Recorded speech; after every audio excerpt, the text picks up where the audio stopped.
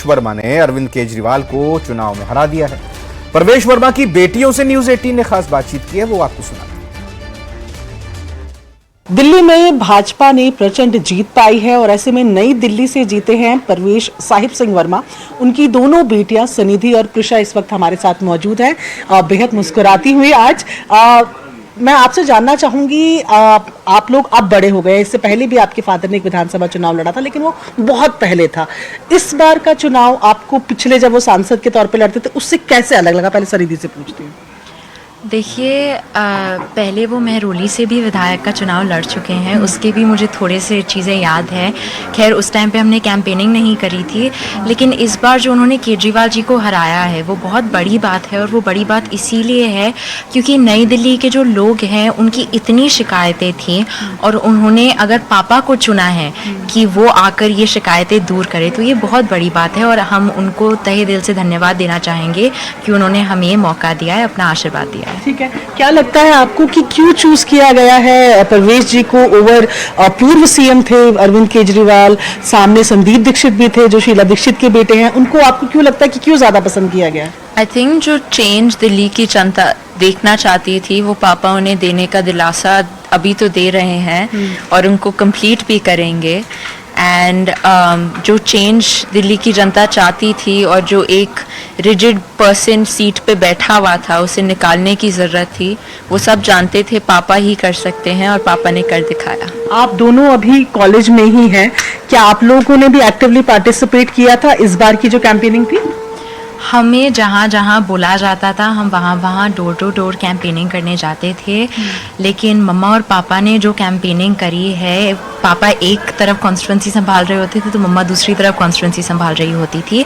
जब आप ऐसे परिवार में बड़े हुए होते हो तब जो काम दिया जाता है आप करते हो और अच्छी तरीके से करते हो। उनकी सोशल मीडिया में भी हमने मदद करी है और नई दिल्ली के लोगों की जितनी भी शिकायतें हैं उसकी बहुत लंबी लिस्ट है। आज अगले 5 साल उस पर भी हम सबको काम करना है। और दिल्ली में जो नतीजे आए, दिल्ली में नतीजे आने के बाद कैसे इसका विश्लेषण किया जा रहा है, आगे आने वाले वक्त में पर क्या असर और फर्क पड़ेगा? वैसे अभी बिहार के चुनाव होने हैं, वो वक्त दूर है। तमाम बातों पर चर्चा करने के लिए हमारे साथ कुछ खास मेहमान जुड़ चुके हैं, एक बड़ा पैनल जुड़ चुका है। आइए उनका एक एक करके स्वागत करते हैं। नरेंद्र कटारा जी प्रवक्ता हैं बीजेपी से, बहुत बहुत स्वागत नरेंद्र जी आपका। हमारे साथ हुदा जरीवाला जी आम आदमी पार्टी नेता नोएडा स्टूडियो मौजूद, बहुत बहुत स्वागत, वेलकम हुदा जी। पंकज शर्मा जी कांग्रेस प्रवक्ता हैं, पंकज जी स्वागत। निरंजन पोद्दार साहब राजनीतिक विश्लेषक हैं, निरंजन जी आपका भी बहुत बहुत स्वागत। और डॉक्टर मिथिलेश जैमिनी वरिष्ठ पत्रकार हमारे साथ जुड़ चुके हैं। मिथिलेश जैमिनी सर, मैं आप ही से शुरुआत करता हूं। आज कितने दिनों बाद, कितने वक्त बाद पार्टी मुख्यालय में पूर्व मुख्यमंत्री पहुंची हैं और प्रेस कॉन्फ्रेंस में मदन राठौर के साथ बैठी हुई हैं, बड़े चेहरे खिलखिलाते और मुस्कुराते हुए जवाब दे रहे हैं और इस जीत का श्रेय प्रधानमंत्री नरेंद्र मोदी को दिया जा रहा है। देखिए, निश्चित रूप से राजस्थान के बीजेपी के लिए आज का दिन पूरी तरह खुशियों का दिन है और सबसे बड़ा खुशी का दिन है कि वसुंधरा राजे जी आज खुशी को शेयर करने के लिए बीजेपी के ऑफिस में मौजूद है। हालांकि 24 घंटे पहले उन्होंने 4 भुजानाथ के दर्शन किए थे और उन्होंने कहा था कि 20 साल पहले मैंने 4 भुजानाथ से मांगा था, वो मिला है और मुझे अब उम्मीद है फिर मिलेगा। नया शुरू करती हूं तो यहीं से शुरू करती हूं। जालोर वो जहां नया शुरू करती हूं तो यही करती हूं। इससे पहले वो जालोर गई, तब उनके किसी कार्यकर्ता ने कहा कि आप मुख्यमंत्री बन जाइए, तो उन्होंने कहा मुख्यमंत्री बनना मेरे हाथ में थोड़े ही है। तो इन दौरों के बीच में, इन बयानों के बीच में, और वो विधायक दल की बैठक में भाग नहीं लेती हैं। जब किरोड़ी लाल जी छुट्टी पे होते हैं और वो गंगा जी वो प्रयाग में डुबकी लगाती हैं, आज सारे एमएलए के साथ नहीं जाती है। हाँ। तो कई चीजें उनके बीच में एक सुनहरी तस्वीर, मुझे लगता है भजनलाल जी ने जो ही प्रयागराज में डुबकी लगाई है, हाँ। तो ही मैडम के मन में लगा है कि चलिए अब बीजेपी के साथ जुड़िए और भजनलाल जी को मजबूत कीजिए। तो आज का दिन भजनलाल जी के लिए भी मजबूती का दिन है कि उनके साथ वसुंधरा राजे जी, हालांकि उनके नाम का घोषणा भी, ऐलान भी वसुंधरा राजे जी के श्रीमुख से हुआ था। हाँ। और आज जब नरेंद्र मोदी के नेतृत्व में हरियाणा, महाराष्ट्र और दिल्ली, जहां बड़े न बोले बोल, वो है ना, बड़े बड़ाई ना करे बड़े न बोले बोल, अरविंद केजरीवाल जो बड़े बड़े बोल बोलते थे उनको धराशायी करने वाले नरेंद्र मोदी के करिश्माई नेतृत्व को जो विजय श्री का वरण हुआ है, उसकी जीत का जश्न मनाने खुद वसुंधरा राजे बीजेपी मुख्यालय में मदन राठौड़ जी के साथ मौजूद है। ये अब विधानसभा में भजनलाल शर्मा जी के भी साथ दिखेंगी ये माने अब जल्द ही। बिल्कुल बिल्कुल, ये तस्वीर ये बता रही है कि जल्द ही जो कल का दृश्य कांग्रेस ने मौजूद किया था, हाँ। किरोड़ी लाल जी को लेके फोन टेपिंग और एक नारा लगाया था कि भाई बनकर हराया, हाँ। उसका भी जवाब मिल जाएगा। और जल्दी मुझे लगता है प्रयाग में डुबकी के बाद और प्रदेश के बाहर भजनलाल जी ने जो पहली कैबिनेट की बैठक की है उसके परिणाम सुखद आएंगे। और वहां की मिट्टी जब तक जयपुर पहुंचेगी उनके साथ, तब के बाद भाजपा का नजारा बदला नजर आएगा और भजनलाल जी के पक्ष में सब कुछ नजर आएगा।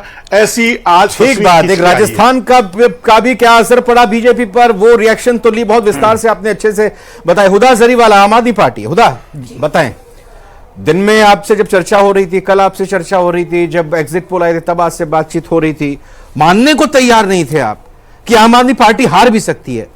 ये अजय अपने आप को क्यों मान लिया था आम आदमी पार्टी के नेताओं ने, कार्यकर्ताओं ने और केजरीवाल जी ने, आज पता चल गया?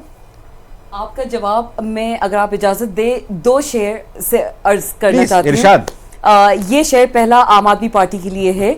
अर्ज किया है, तू शाहीन है परवाज़ काम तेरा, शाहीन ईगल को कहते हैं, तू शाहीन है परवाज़ काम तेरा, तेरे आगे आसमां और भी हैं। जो दूसरा शेर है वो बीजेपी के लिए खास तौर से इत्तेफाक से इसी जो कविता है उसी का एक हिस्सा है। सितारों से आगे जहां और भी हैं, सितारों से आगे जहां और भी हैं, अभी इश्क के इम्तिहान और भी हैं। भारतीय जनता पार्टी 27 साल के बनवास के बाद जीत गई है, बहुत अच्छी बात है, उनको तहे दिल से मुबारकबाद। ठीक है, लेकिन आपने अपनी बातों में कह दिया इश्क के इम्तिहान अभी और भी हैं। नरेंद्र कटारा जी, एलजी साहब काम करने देंगे क्या बीजेपी को? मैं आपको बताना चाहता हूं, एलजी साहब ने कभी किसी को काम करने से नहीं रोका, वो हमेशा सहयोग की भावना में रखे।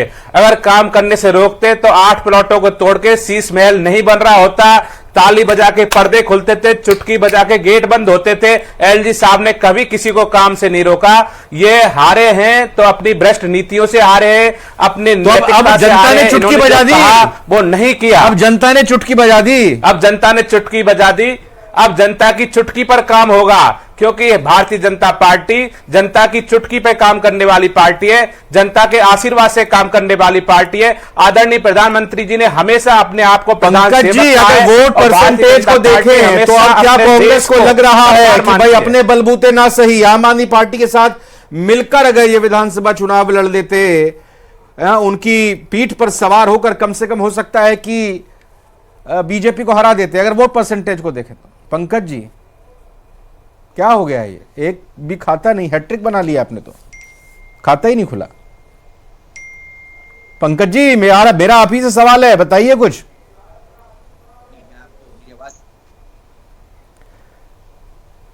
थोड़ी आवाज में प्रॉब्लम है, आवाज नहीं आ पा रही है, लेकिन यही सवाल मैं हुदा आपसे लेता हूं जी।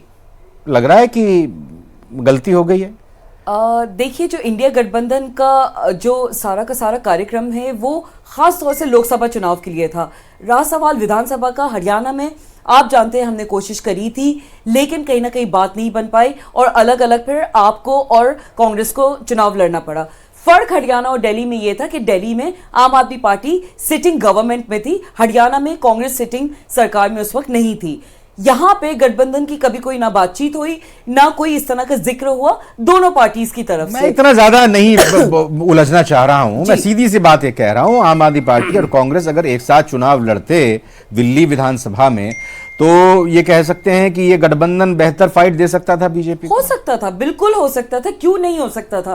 कांग्रेस की वजह से जहां जहां भी आम आदमी पार्टी का वोट शेयर कम हुआ है, काफी सारी तो अब आम आदमी पार्टी अकेले रास्ता नापेगी, क्योंकि आज तो आपने सुना होगा कुमार विश्वास ने कह दिया भाई जो अपने आईआईटी छोड़ के आए हुए हैं वो तो अपने काम धंधे संभालेंगे, बिजनेस संभालेंगे, और जो बचे खुचे कार्यकर्ता उनसे जो हैं वो पद के लालच में और लालच में, सत्ता के लोभ में जो बैठे हुए थे वो इधर उधर की पार्टियां ज्वाइन करेंगे, बाकी इधर उधर चले जाएंगे। ऐसा नहीं है। देखिए, आम आदमी पार्टी महज 10 साल में एक नेशनल पार्टी बनी है। पंजाब में पूर्ण बहुमत है, एमसीडी में दिल्ली में आम आदमी पार्टी है, डोडा जेएनके में हमारे एक विधायक है, गोवा में 2 विधायक, गुजरात में 5 विधायक, महापौर एक मध्य प्रदेश में, और उत्तर प्रदेश में भी काफी सारे पार्षद, चेयरमैन वगैरह है।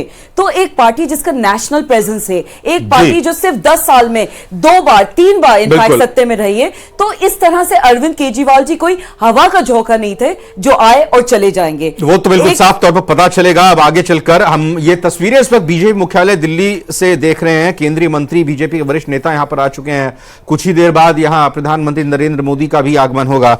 और चूंकि जब भी बीजेपी विधानसभा चुनाव या और चुनाव में जीत हासिल करती है तो अपने कार्यकर्ताओं का धन्यवाद करने के लिए और मनोबल बढ़ाने के लिए एक नेता के तौर पर, एक लीडर के तौर पर प्रधानमंत्री नरेंद्र मोदी यहां पर आते हैं अगवानी के लिए। यहां पर आप महासचिव संगठन से जुड़े हुए अरुण जी को भी देख सकते हैं। निरंजन पोद्दार जी, राजनीतिक विश्लेषक। हवा का झोंका नहीं है अरविंद केजरीवाल, ये क्षेत्रीय दल भी नहीं है, राष्ट्रीय दल ये हो चुका है। सेटबैक जरूरी था, अब ये जरूरी सेटबैक क्या नसीहत और मतलब क्या बदलाव लेकर आएगा और क्या बदलाव लाना चाहिए? देखिए रविंद्र जी, क्या बदलाव क्या लेकर के आएंगे, क्या लाना चाहिए, ये तो अब इनका आने वाला समय बताएगा। लेकिन मैं तो एक चीज कहना चाह रहा हूं कि जिस तरीके से अब आम आदमी पार्टी के अंदर आंतरिक संघर्ष को मैं अब उत्पन्न होते हुए देख रहा हूं, उसका मुख्य कारण अभी मैं 1 घंटे पहले आप ही के चैनल के ऊपर आतिशी जी को देख रहा था। तो वो जिस तरीके से उनकी पार्टी का मटिया मेट हो गया, उनकी पार्टी आप ये समझ लीजिए 62 सीटों से 22 सीटों पे आकर के सिमट गई। उसके बावजूद भी वो खिलखिला रही थी, हंस रही थी, मुस्कुरा रही थी, इतनी अंदर से गदगद महसूस हो रही। तो कहीं ना कहीं ऐसा लग रहा था कि उनको उनका कहीं ना कहीं ये सपना पूरा हो गया कि जो टेम्परेरी सीएम थी वो अब परमानेंट एलओपी बनते जा रही है। और एलओपी का मतलब ये होता है अपने आप से थोड़ी बन जाएंगे। आपको लग रहा है अरविंद केजरीवाल उनको बना देंगे? मैं वही तो कह रहा हूं ना, रामलीला तो यहीं से शुरू होगी, आप समझे नहीं? क्योंकि अरविंद केजरीवाल जी जो उनका नेचर रहा है कि एब्सोल्यूट पावर मेरे हाथ में रहे, तो वो कहीं ना कहीं नहीं चाहेंगे। और जिस तरीके से गोपाल राय जी उनसे वरिष्ठ भी हैं, गोपाल राय जी आप ये समझ लीजिए चुनाव भी उन्होंने बड़े बड़े मार्जिन से चुनाव जीता है। और कहने का तात्पर्य पार्टी के अंदर भी सबसे ज्यादा आतिशी जी से बहुत ज्यादा सीनियर है। अब ये देखने वाली बात ये है कि क्योंकि मुख्यमंत्री बनाने के लिए तो उन्होंने आतिशी जी को पकड़ लिया था, लेकिन अब जब उनके अपना वर्चस्व हो रहा, देखिए रविंद्र जी, इसके अंदर जो अभी पूछ रहे थे हार का क्या कारण था, ये था वो था, मैं आपको एक चीज और बताना चाह रहा हूं। रामायण की एक चौपाई है कि काम क्रोध मद लोभ सब नाथ नरक के पंथ, यानी कि काम क्रोध मद लोभ सब नाथ नरक के पंथ। यानी कि ये जो 4 चीजें हैं ये आदमी को नरक का भागी बनाती है। आप में तो चारों आ गई। जिस आदमी में, तुलसीदास जी कहते हैं, जिस आदमी में एक बीमारी आ जाए वो नरक की तरफ प्रस्थान करता है। इनमें तो चारों आ गई।